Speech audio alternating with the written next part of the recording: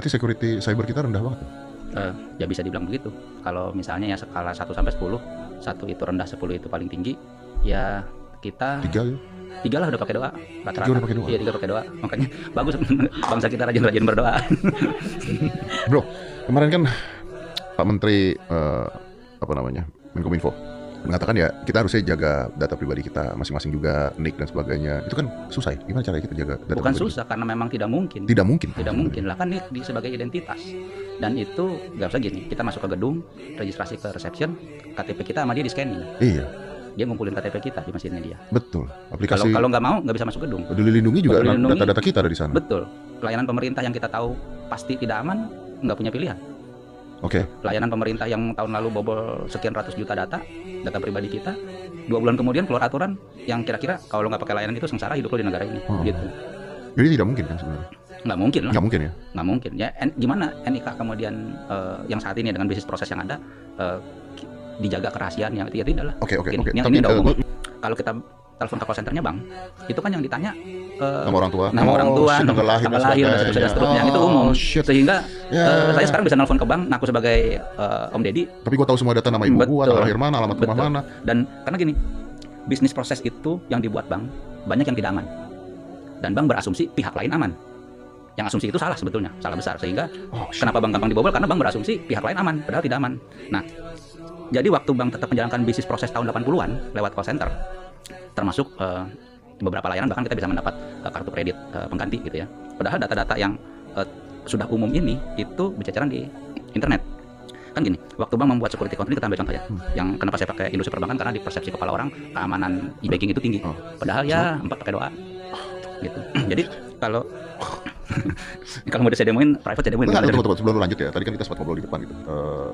Bro, lu mengatakan bahwa lu mau ngajarin bobol bank nggak 10 menit nih? Iya, tapi hanya untuk awareness ya, bukan dilakukan. Ntar kayak mendadak lebih kaya dari sekarang. Is it true? Bisa bobol bank dalam waktu 10 menit kita? Iya benar. Saya ajarin saya. Bahkan saya cuma kasih keyword aja, nanti Om searching di Google sendiri, download toolsnya gratis, nggak tahu cara makainya, nonton di platform video, selama ngekliknya benar, huruf besar huruf kecilnya benar, jalan. No, it doesn't make sense. Karena kalau memang itu orang bisa lihat di YouTube dan di Google dan sebagainya, berarti kan keamanan bank harusnya di-upgrade untuk supaya itu tidak terjadi dong. Betul, harusnya. Tapi kan dalam konteks manajemen risiko ditransfer ke nasabah. Pertanyaannya gini, waktu orang buka rekening, kan ada terms and condition-nya, 6 halaman bolak-balik, hurufnya 8 poin ukurannya. Siapa yang baca itu ya? Siapa yang baca? Iya, saya sih baca. Apa coba? Nah, salah satu yang paling pokoknya. Kira-kira begini kalimatnya, masing-masing bank punya wording berbeda-beda. Saya sebagai nasabah mengakui bertanggung jawab penuh terhadap seluruh kartu, PIN, user ID, password, token dan seterusnya. Nah, yang ini kalau diterjemahkan, ya kalau ada apa-apa lu tanggung jawab sendiri. Betul. Kalau diterjemahkan hitam putih, kira-kira gini, Om Deddy Bang bilang gini, taruh duit di gue, kalau kurang gue tanggung jawab. Jadi itu yang saya bilang, konsep manajemen risiko perbankan di Indonesia paling tidak itu blind risk transference, mentransfer risikonya ke orang buta. Makanya ada beberapa kali salah transfer sampai miliaran dan sebagainya, bisa terjadi juga ya? Sangat mungkin. Ya karena di bank juga duit itu cuma angka kan? Betul, dan itu bagian dari proses manajemen risiko yang umum. Ada korban 1000 lewat proses lewat call center, nanti suruh balik lagi 2 minggu, balik lagi 2 minggu, balik lagi 2 minggu, yang tetap masih bolak-balik begitu mungkin cuma 100. Yang kemudian setelah sekian bulan mungkin tinggal 10. Dari 10 itu mungkin yang kemudian marah-marah dan mau menggugat ke pengadilan mungkin tinggal 2. Ya udah disettle 2. Itu basic teknik. Mana tidak pernah ngecek mutasi? Nah, kalau ngecek mutasi, kertas mutasi itu nggak bisa sama kertas koran atau brosur pinggir jalan, kan ada disclaimer-nya. Ada disclaimer-nya lagi? Iya, kalau ada perbedaan antara kertas ini dengan catatan di bank, maka yang laku catatan di bank, kertas ini nggak laku. Mati lu. Ya begitulah. Memang satu korban nih, nasabah jadi korban. Setelah dia pensiun, dia punya tabungan untuk pensiun dia itu hampir kurang lebih 250 juta. Tinggal 250.000 duitnya. Hah? Iya. Bayangin kalau orang kerja seumur hidup punya tabungan untuk pensiun 250 juta.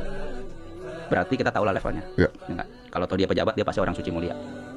Yang tinggal dia kerja sebagai pejabat negara sekian tahun punya tabungan 250 juta kan berarti dia suci mulia. Iya benar.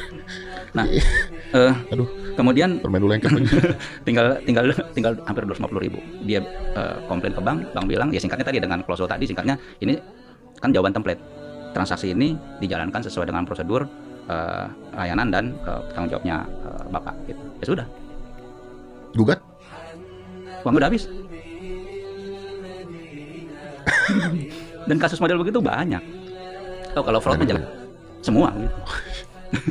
Makanya sekarang ngebobolin layanan perbankan mah gampang Om, nggak susah. Dan 2010 awal, even OJK belum lahir, kami research 3 bank lokal, 3 bank asing, top 3-nya yang punya internet banking. Saya nggak bilang semua layanan internet banking bisa dibobol, enggak, tapi kita ambil sampling top 3. Sampling kita yang 3 lokal, 3 asing, semuanya bobol.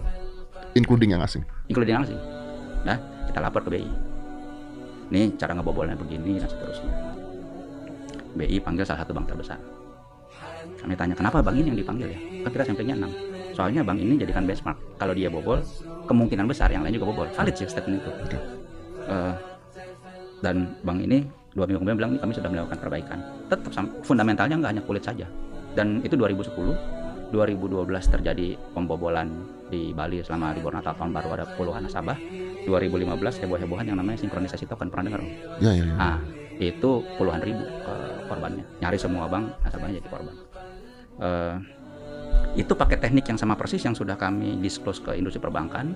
Bahkan di 2010 itu atas saran BI, semua bank yang punya layanan itu harus ikut workshop pelatihan di tempat kami. Kami beri semuanya, termasuk tools untuk ngebobolnya, yang kita bilang kalau di istilahnya di cyber security. Sayangnya analisa risiko yang dilakukan saat ini, saya nggak bilang semua, tapi 90% analisa risiko yang pernah saya baca itu hanya melihat dari sudut pandang bisnisnya bank, tidak melihat dari sudut pandang nasabah. Ya berarti bukan hanya salah regulatornya dong, banknya pribadi masing-masing juga tidak mau ambil susah payah dong. Ya bro, namanya pengusaha, selama OPEX CAPEX bisa ditekan, risiko bisa ditransfer ke pihak lain, ya saya akan lakukan itu. Kalau saya jadi direktur bank juga pasti begitu. Dan itu kan bisnis. Kalau ngantar tadi, saya kalah sama angkotnya Om Deddy. Aduh gila, lu bikin gue stres. Enggak, biasa aja Om, kita yang hidup dan tidak lagi kita bisa bilang dunia paralel. Ini dua dunia yang sedang melebur dan menjadi satu. Jadi dunia nyata, dunia maya masuk dalam blender, semua sektor masuk dalam blender, dipencet tombolnya, ini proses sekarang. Contoh umum ya, jalan tol lah. Dulu kan kita paralel, bisa bayar fisik atau digital. Sekarang kan nggak bisa akses fisik kalau uang elektronik bermasalah. Itu melebur transportasi dengan keuangan. Semua begitu. Jadi kesimpulan itu benar juga. Kenapa? Karena kita yang dirancang oleh Yang Maha Esa untuk hidup dalam satuan waktu, jam, hari, minggu, bulan, tiba-tiba harus hidup dalam satuan milidetik. Iya betul. Yang kita yang hidup ada ritmenya pagi, siang, malam, tiba-tiba harus 24 kali 365. Nggak peduli Natal, Lebaran, tahun baru apapun, pokoknya hidup kita tetap ada di situ. Jadi banyak-banyak doa ya. Banyak doa. Supaya tidak mogok. Kalau secara fundamental sudah diedukasi dan Om Deddy punya kemampuan itu, ya paling tidak dari sekarang sudah mulai bisa diredam. Wadidaw. PR Om. Oke lah.